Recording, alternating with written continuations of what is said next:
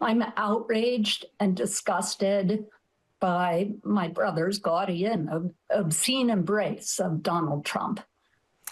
And I completely disavow and separate and dissociate myself from Robert Kennedy Jr. in this flagrant and inexplicable effort to desecrate and trample and set fire to my father's memory.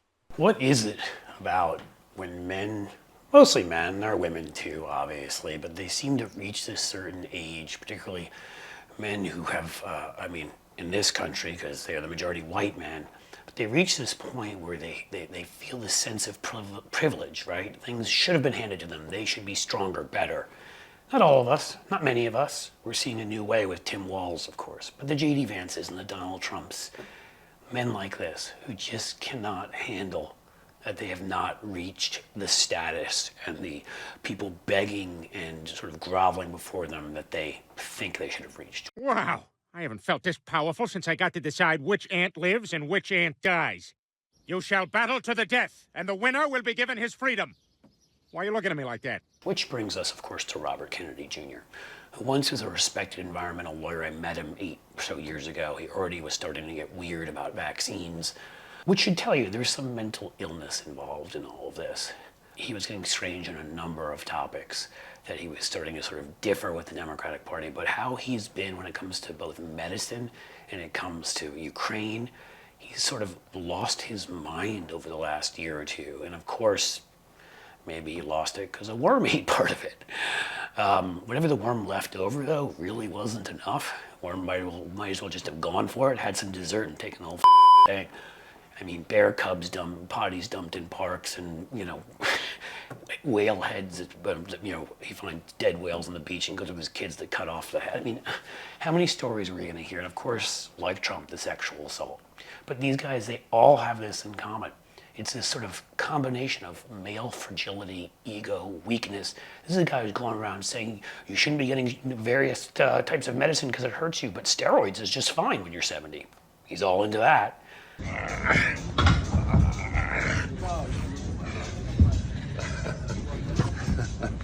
That's a fit boy.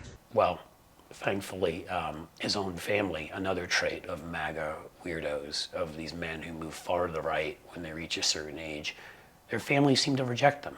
See Paul Gosar, for example. Earlier this year, they cut an attack ad for their brother's opponent. Paul Gosar is my brother. My brother. And I endorse Dr. Brill. Wholeheartedly endorse Dr. David Brill for Congress. Someone asked me, is that really your sister? Is she just playing a media personality? And I think it is who she has become.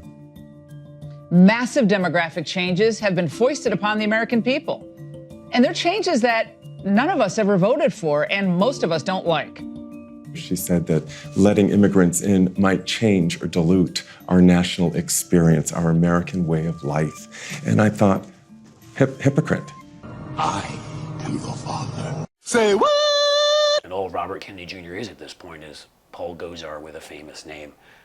Watch Carrie Kennedy, and she gives how we all feel. And when it comes to both Donald Trump and it comes to her brother, she just doesn't hold back, and I appreciate that as an American. Watch.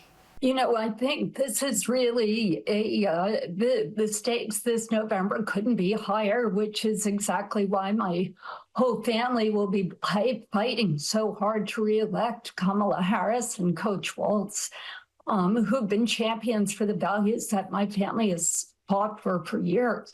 Donald Trump is the polar opposite. He's a threat to most basic freedoms that are core to who we are as Americans, the right for women to control our bodies, the right to live in communities safe from gun violence, to love who you love.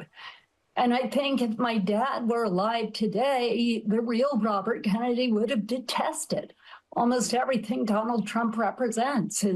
His lying, his selfishness, his rage, his cynicism, hatred, racism, fascist sympathies, deliberate misinformation about vaccines, criminal felony convictions. Daddy was the Attorney General of the United States.